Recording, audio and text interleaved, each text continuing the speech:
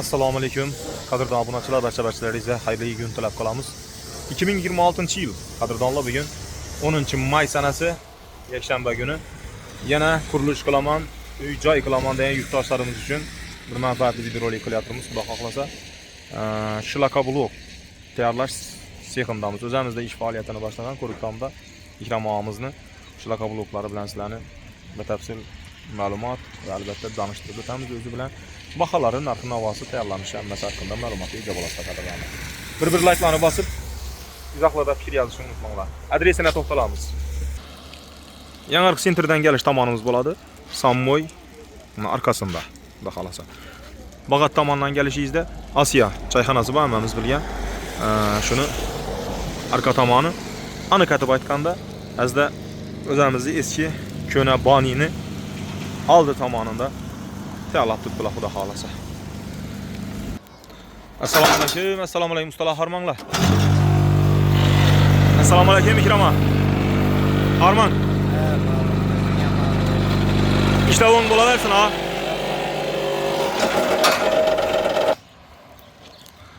Ikrom harman, ishlaringiz o'ng bo'laversin ha. Ay barovas. Xudo xolasa qadrdonlar. Görüp turganlaringizdek yana shlaka blokni tayyorlanishi ustalar ishlab turibdilar.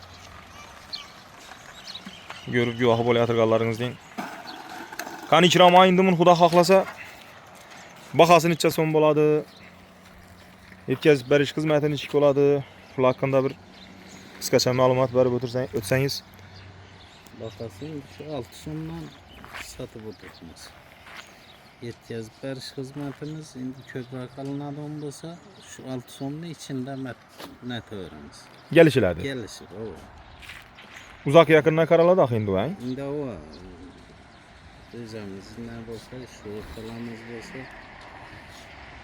elatni adam berib rozilikdan ko'ramiz. Shunda demak, ko'riktomda narx-navo o'zgarmagan holda shunda yetkazib berasiz 6000 so'm, to'g'rimi? Agar boshqa tumana bo'ladigan bo'lsa, boshqa qishloq mahallalara bo'ladigan bo'lsa, ozgina dastavkasida kelishiladi, ha? Hurmatli kuzatuvchilar, ana agarda ko'proq miqdorda xarid qilaman deydigan yurtdoshlarimiz bo'ladigan bo'lsa, bemalol men ekran ostida telefon raqamlarini qoldiraman. Ikrom og'ami xudo xohlasa o'zlari bir ishini sifatli, yaxshi ish qiladilar, bir kamsukun, mehnatsevar, yaxshi insonlar ish faoliyatini boshlagan ekanlar, xudo xohlasa. İşine garantiya. Endi kimdir laydan joy saladi, kimdir karuşdan joy saladi, kimdir shlaka blokdan. Sezon boshlandi endi, xudo xohlasa. Bemalol amani oldinlari Rossiyada, keyin Toshkentda ko'rardik. Shlaka blokdan imorat qilinganini o'zimiz ham yoshligimizda ishlaganmiz. Shukrki, hozirgi kunda chekkan mahalla, qishloqlar ham mana shunday zamonaviy, chidamli hamma narsaga shlaka bloklar ishlab chiqarish ham o'zi ham yetib keldi. Gapning qisqasi zo'r. Xudo xohlasa narx-navolar bilan tanishtirdik. Hurmatli kuzatuvchilar, men ekran ostida telefon raqamlarini qoldiraman yana. Bemalol egasi bilan telefonda gaplashib, murojaat qilib, zakaz beraverishlaringiz mumkin. Ikrom, ishlaringizga omad, sog' bo'lasiz, Xudoy. Elni xizmatini qilib charchamang.